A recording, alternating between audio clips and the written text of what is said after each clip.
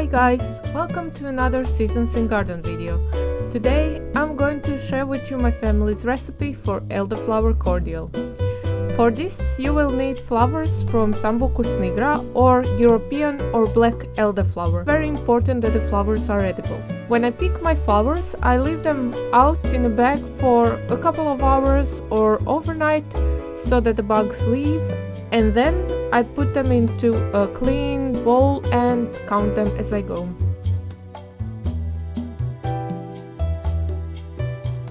Total number of my flowers was 37, which I rounded down to 30. So for every 10 flowers I'm going to add 25 grams of citric acid and 1 liter of water. I'm also adding an optional ingredient, which is a citrus fruit. In this case it's a lime. I will add 1 lime, 1 lemon or half an orange per 10 flowers. So in my case that was 75 grams of citric acid, 3 liters of water and 3 limes. And after I'm done with all my ingredients, I will leave the bowl to soak for at least 24 hours. You can also weigh the flowers and the limes down so that they remain under water.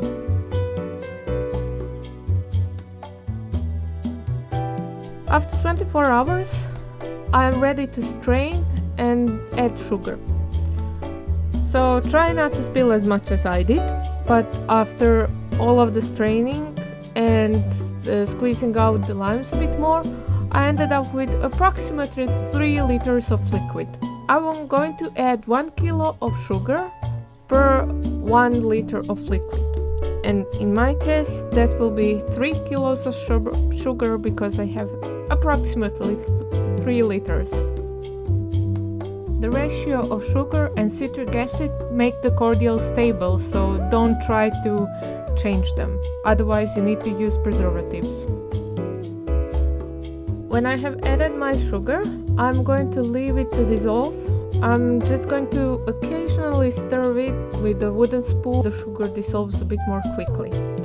If you don't feel well about drinking something that hasn't been cooked, I will then advise you to boil your cordial now.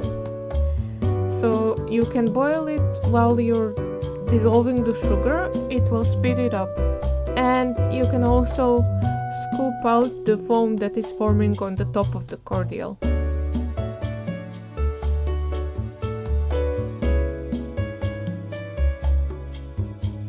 After the entire sugar is dissolved, my cordial is ready for bottling. I'm going to bottle my cordial into sterilized bottles, and I'm using glass funnel and again a strainer just in case if there's something left out from the first straining. You can also use coffee filters to filter out cordial a bit more. It will make it a bit more clear.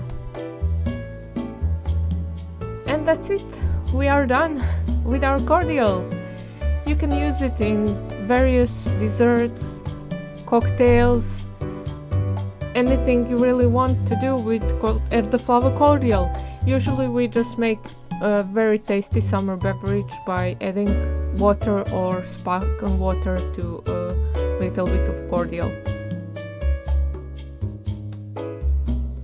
I hope you like this recipe and you give it a try.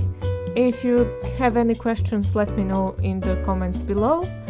For detailed description and written recipe, visit our webpage at seasonsingarden.com. And I'll see you soon. Take care. Bye bye.